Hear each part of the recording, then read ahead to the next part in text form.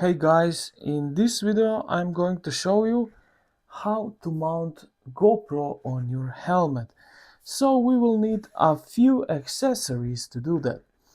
So I will show you accessories on your helmet.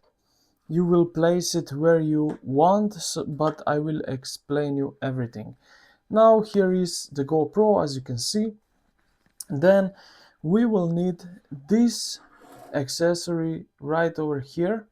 So this one has glue on this side, so you peel this off and put on your helmet where you want uh, GoPro to be. Then what you will need also is this accessory, so you stick this like into it just like that.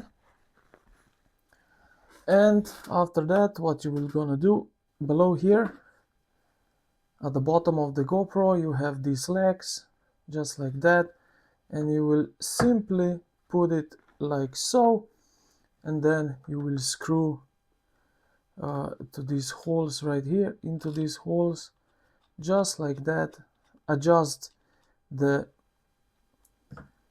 and you have yourself a GoPro available for mount on the helmet. And yeah, this is basically it. I hope this video helped you out. If you did, consider to like the video and subscribe to the channel. Thank you for watching, and I will see you in the next one.